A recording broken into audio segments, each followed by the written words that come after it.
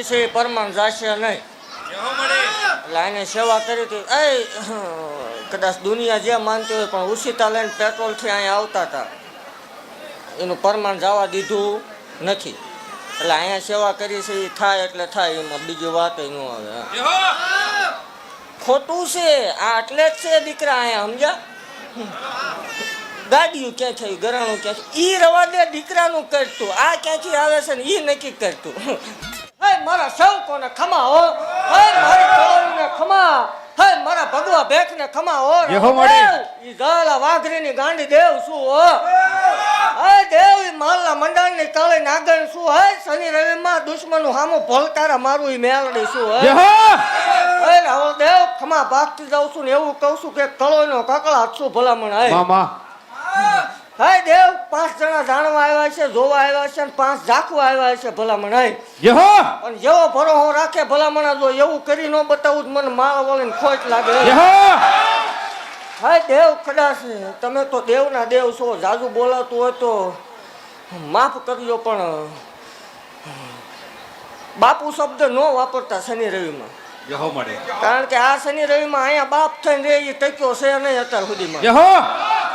આ જગ્યામાં કોઈ બાપ થાય ભલામણ એ રે નહીં. હા એ શનિ રવિ પૂરું થાય બેઠક પછી બાપુ થઈને જીવતા હશે, એનો મને વાંધો નહીં મામા. પણ ભલામણ જગતની માલ તો માલના મંડળની કાળી નાગણ, હે ભલામણ અભિમાન વાળાની દેવ નથી, પાવર વાળાની દેવ નથી. હે મામા એ કદાચ હશે, ઊંચી નાત હશે તો એ બાપુ થઈને જીવતા હશે, એનો મને વાંધો નથી.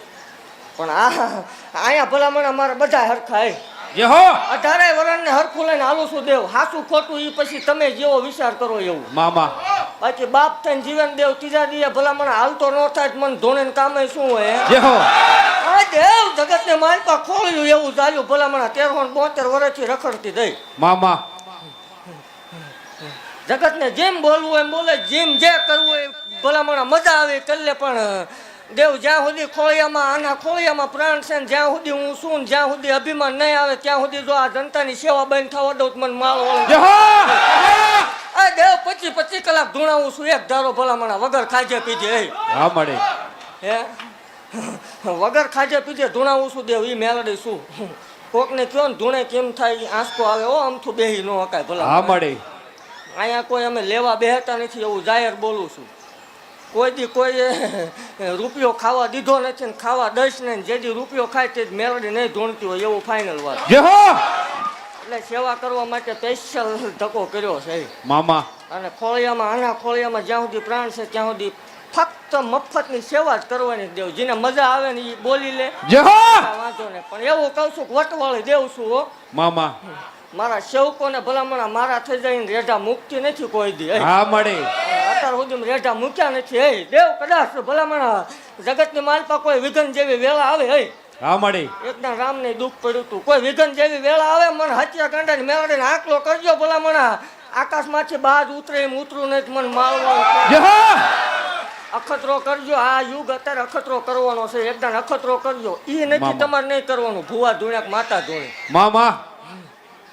પછી એ વિચાર કરે ગાડીઓ ક્યાંથી આવે છે તો એ વિચાર જ કરવાનો રહે, એનો વાંધો નહીં. અને ચાલુ જ રાખજો, રહેવું પડે, હોવું જ પડે એમ. તમારી હાટું જ ગાડીઓને ઢગલ્યા છે. એટલે દેવ ખમા ભાગતી જાઉં છું ને એવું કહું છું કે જગતને જો એકદમ મારા સેવકોને ભલામણા જો જગતને બળતરા કરાવી ન ઉકલાઈ દો મને માળ વાળે.